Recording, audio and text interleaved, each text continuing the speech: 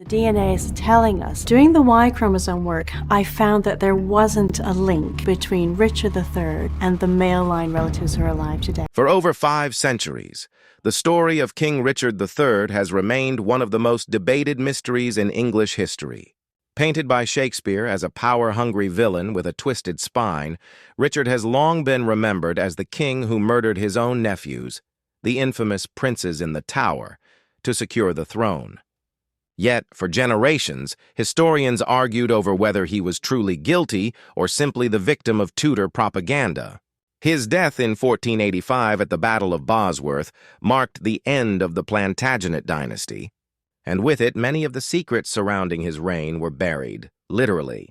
That is, until a shocking discovery in 2012 changed everything. Archaeologists unearthed a skeleton beneath a parking lot in Leicester, England.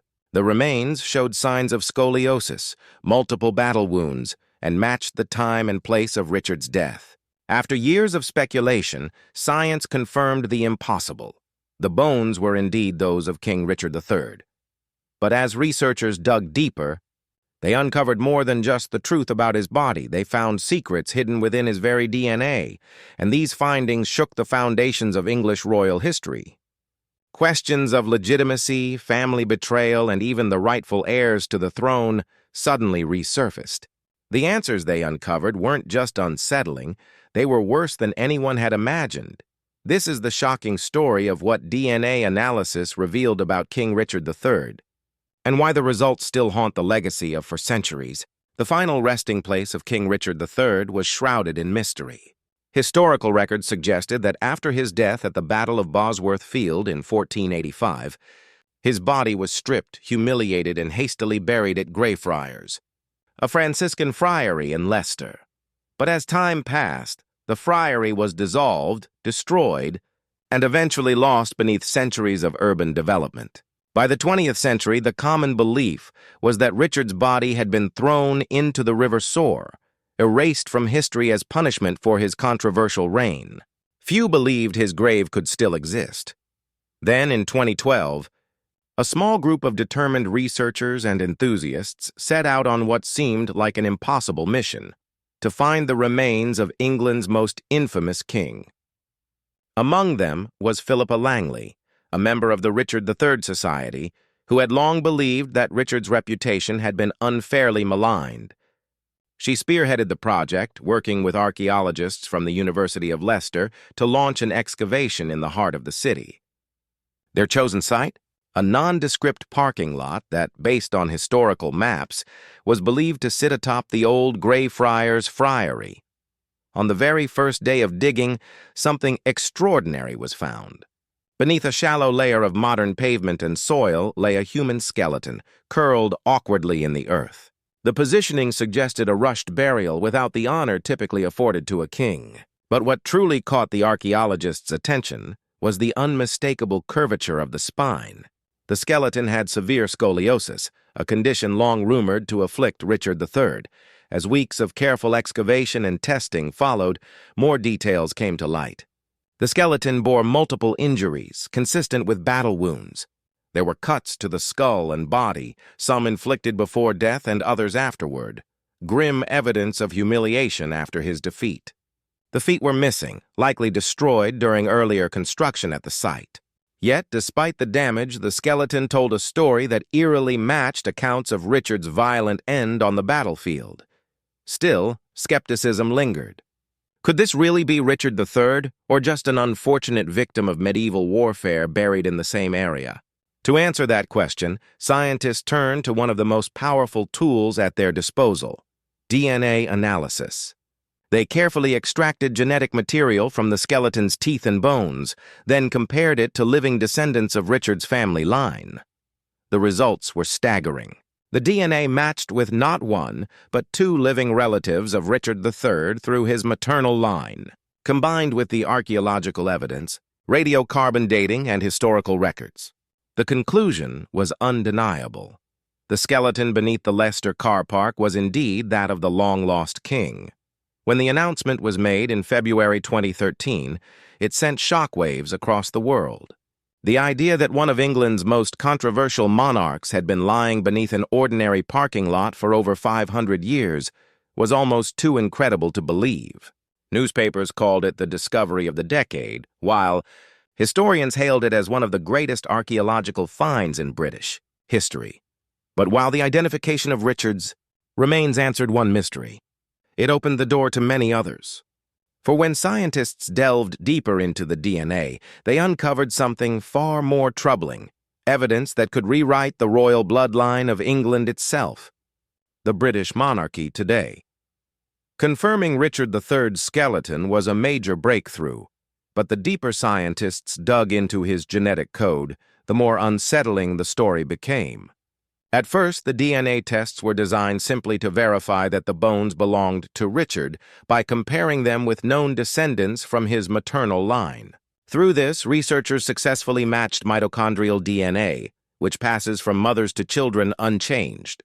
That alone was enough to identify the remains with extraordinary certainty.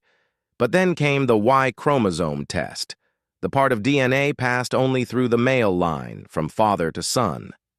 If the bones truly belonged to Richard, the Y chromosome should have matched the DNA of male descendants from Richard's extended family. Yet when the results came back, the scientists were stunned.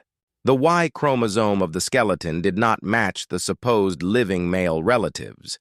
This meant one of two things. Either the skeleton wasn't Richard's, or somewhere along the royal family tree, a false paternity event had occurred. In plain terms, it suggested that at some point in history, a child had been fathered by someone outside the official royal bloodline. And because the maternal DNA proved conclusively that the bones were Richard's, the latter explanation was the only logical conclusion.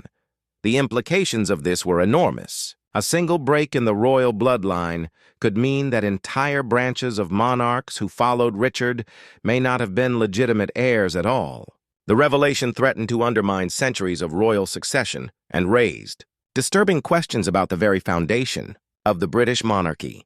Historians quickly began tracing where this break might have occurred. The Plantagenet dynasty, to which Richard belonged, ruled England for over 300 years. If the paternity discrepancy had happened in Richard's immediate family, it could have thrown doubt on his own claim to the throne. If it had happened earlier, the entire lineage of subsequent kings and queens, stretching from the Tudors to the Windsors, might be tainted. Even more shocking was the political timing. Richard's defeat at the Battle of Bosworth marked the end of Plantagenet rule and the beginning of the Tudor dynasty under Henry VII. The Tudors, particularly Henry VIII and Elizabeth I, shaped England's destiny in ways that still influence the nation today. But if Henry's claim to the throne rested on a broken line, then the legitimacy of his dynasty, and everything that followed, was suddenly open to question. Of course, the monarchy itself was quick to downplay the discovery. Buckingham Palace issued no public comment on the DNA revelation, and historians connected to the crown emphasized that royal legitimacy had always been about power, not blood. After all, countless wars, rebellions, and political marriages throughout history had decided who wore the crown. But for ordinary people, the discovery was nothing short of explosive. The idea that centuries of royal pomp and ceremony might rest on a hidden family scandal struck a chord worldwide. Adding to the mystery, the DNA analysis also revealed unusual genetic traits. Richard's mitochondrial DNA carried rare markers that set him apart from most modern Europeans, further emphasizing his unique place in history. Combined with his scoliosis, which would have given him a noticeable physical presence, Richard's genetic profile made him one of the most distinctive monarchs ever studied. What began as a quest to locate a lost king's grave had turned into a full-blown investigation that reached into the very heart of England's identity. And while the discovery of Richard's remains had finally put one mystery to rest, it had created another, one that threatened to rewrite history itself. Richard III's life and reign were already steeped in controversy long before the discovery of his remains. Born in 1452 as the youngest son of Richard, Duke of York, he grew up in a world dominated by the Wars of the Roses, a brutal series of battles between rival factions of the English nobility vying for control of the throne. Richard proved himself a skilled soldier and shrewd politician, ultimately seizing the crown in 1483 after the sudden death of his brother, King Edward IV. Almost immediately, Richard's legitimacy as king was called into question. The most infamous allegation, immortalized by Shakespeare, was that he had orchestrated the murder of his nephews, the young princes in the Tower, to secure his throne. Historians have debated this for centuries, but no definitive evidence of their deaths by Richard's hand has ever been found. Still, the narrative of a power-hungry, ruthless king has persisted in popular culture, and it has largely shaped his legacy. The discovery of Richard's remains adds new layers to this story. Forensic analysis of the skeleton revealed more than just scoliosis and battle wounds. It showed evidence of trauma consistent with the brutal nature of medieval combat, including sharp force injuries to the skull and spine inflicted shortly before death. Some of these wounds were likely delivered in battle, while others may have been post-mortem, suggesting humiliation after his defeat at Bosworth Field.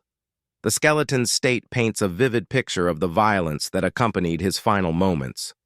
Yet, DNA analysis also offers a subtle shift in perspective on Richard's reputation. The mismatch of his Y chromosome with purported male-line descendants raises questions not only about royal lineage, but also about the assumptions historians have long made regarding the legitimacy of heirs and claimants during this turbulent period. If even one link in the royal line was inaccurate, it could suggest that political power, marriages, and succession were far more complex and perhaps far less legitimate than previously understood. Richard's death at Bosworth in 1485 marked the end of the Plantagenet dynasty and the rise of the Tudors. His defeat was swift and brutal, and his body's treatment afterward symbolized the Tudors' desire to erase him from history. Yet the skeleton found beneath the Leicester parking lot tells a story that contradicts the black and white portrayal of Richard as a villain. The evidence of scoliosis shows a man who, contrary to Shakespeare's depiction of a hunchbacked tyrant, would have had a noticeable but not grotesque curvature. The combination of injuries also suggests a warrior who faced his end with courage rather than cowardice. Moreover, the DNA findings force historians to reconsider assumptions about the Plantagenet line. If discrepancies existed in the male line, the legitimacy of heirs, claimants, and rival factions during Richard's lifetime may have been based on incomplete or incorrect information. This could reframe our understanding of the political intrigues and alliances of the period, highlighting the fragility and unpredictability of medieval power. In a way, Richard III emerges from this discovery as both tragic and misunderstood. He was a man trapped by the violent politics of his era, misrepresented by history, and finally identified through science centuries later. The combination of skeletal evidence, DNA analysis, and historical records creates a more nuanced portrait. A king who fought and died in battle, a man whose genetic legacy may challenge centuries of historical assumptions, and a figure whose true story is only now coming to light. The discovery of King Richard III's remains, and the shocking DNA revelations did more than satisfy historical curiosity. It shook the very foundations of royal lineage in England. For centuries, historians, scholars, and the public relied on written records, portraits, and accounts from the Tudor era to understand Richard's reign and family tree. These sources often depicted him as a scheming tyrant. But now DNA evidence suggests that the story may be far more complex than anyone imagined. The mismatch in the Y chromosome between Richard and living male-line descendants raises profound questions about the legitimacy of claims throughout English history. If a false paternity event occurred anywhere along the Plantagenet line, it could imply that kings and queens who followed may not have been genetically related to their supposed predecessors. For some historians, this revelation forced a reevaluation of what it means to be a legitimate heir in medieval and early modern England. Succession was already fraught with political maneuvering, civil wars, and intrigue, but DNA evidence adds an entirely new dimension. The implications are staggering. Monarchs like Henry VIII, Elizabeth I, and even subsequent Tudor and Stuart rulers might have ascended the throne with disputed genetic claims. While political power ultimately decides who rules, the symbolic importance of bloodlines in royal legitimacy cannot be overstated. Generations of historical interpretation, from legal arguments over succession to Shakespeare's dramatizations, may have been built on a partial truth or even a misconception. Beyond lineage, the findings also affect Richard's personal legacy. For centuries, he was vilified in literature and popular culture as a deformed villain responsible for his nephew's deaths. The skeleton, however, presents a different reality. Severe scoliosis and battle wounds reveal a man shaped by circumstance, forced into brutal combat and humiliated after death. He was neither monstrous nor purely villainous, but a complex figure navigating a dangerous political landscape. The DNA findings, by confirming his identity, humanize him in ways that historians had long speculated but could never prove. Public interest in the story skyrocketed after the announcement. Documentaries, books, and exhibitions dedicated to Richard III's life drew massive attention. Fans and scholars alike were fascinated by the combination of medieval history and cutting-edge science. Leicester Cathedral, where Richard was reinterred, became a site of pilgrimage for those wanting to witness history firsthand.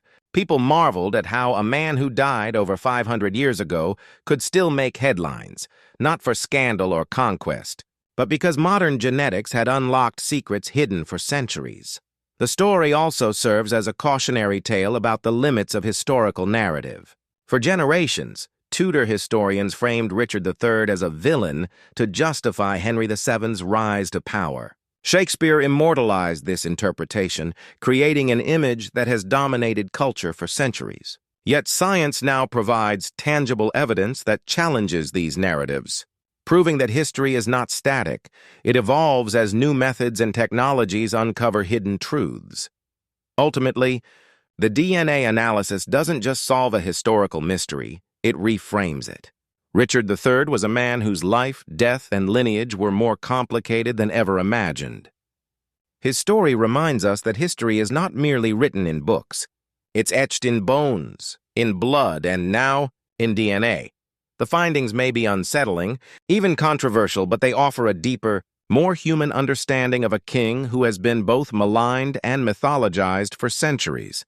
Through science, Richard III's story has finally come full circle, a discovery that illuminates the past, challenges assumptions, and forces us to rethink the history of England itself.